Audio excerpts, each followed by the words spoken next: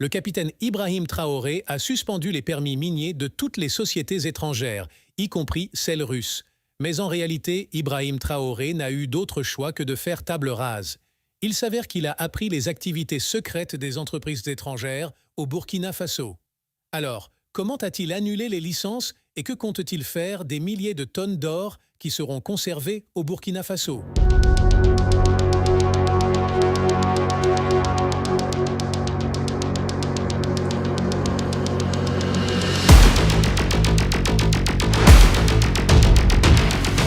Après avoir pris le pouvoir, le capitaine Ibrahim Traoré ne pouvait pas comprendre que le Burkina Faso, malgré ses réserves d'or importantes, persistait comme l'un des pays les plus pauvres du monde.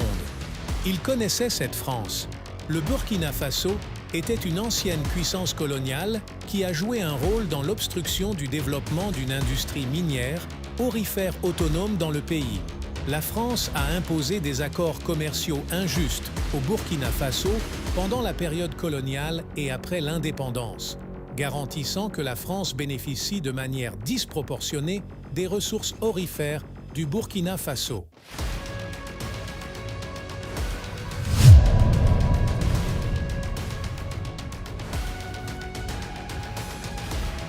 Le capitaine Ibrahim Traoré a constaté que les entreprises françaises bénéficiaient d'un accès préférentiel aux concessions minières et que les arrangements en matière de prix pour les exportations d'or du Burkina Faso étaient défavorables.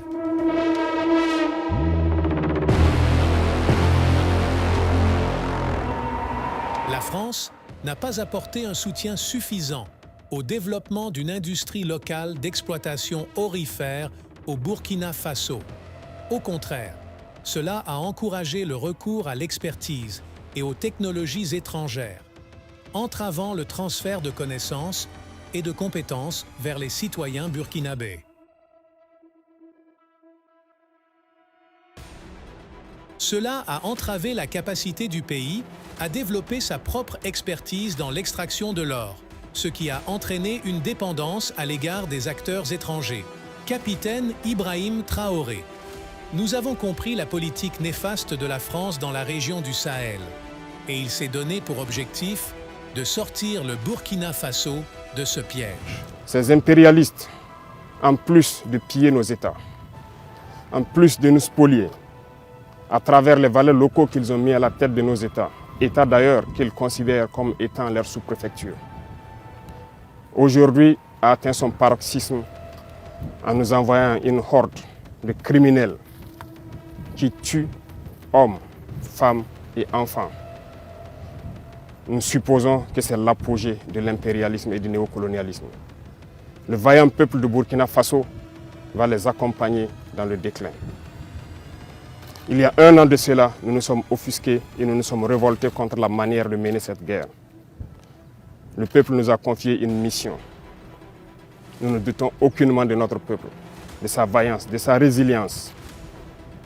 Ce peuple qui n'abdique jamais, qui n'abandonne pas, qui fait face à l'adversité. Nous avons décidé, en toute âme et conscience, de prendre la destinée de cette patrie et de mener la guerre. Parce que la guerre pourrait durer si jamais on ne la menait pas. En témoignent ces cellules dormantes qui se sont subitement réveillées lorsque nous avons décidé d'enclencher le combat.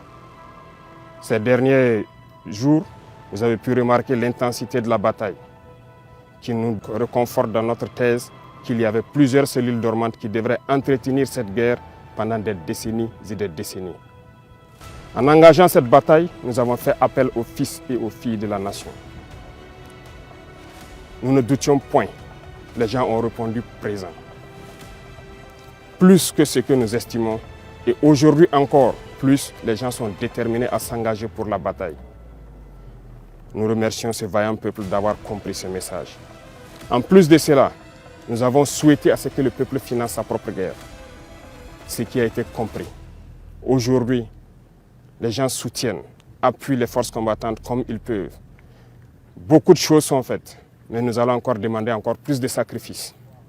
Merci à ce peuple qui a compris que la seule manière d'y arriver, c'est de faire sa propre guerre, une bonne fois pour toutes.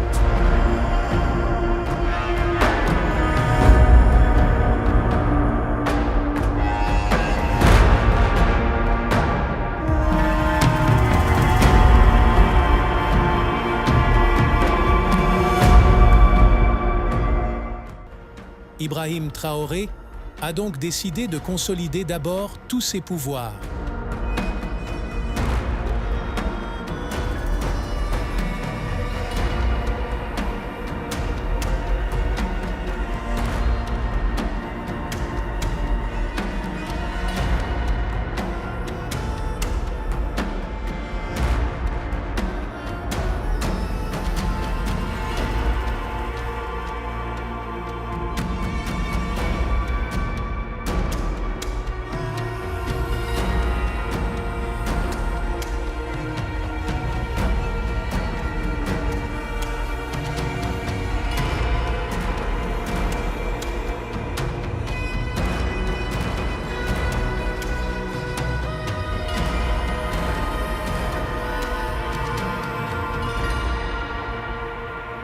Il s'est agi pour nous de faire donc une analyse de notre situation économique.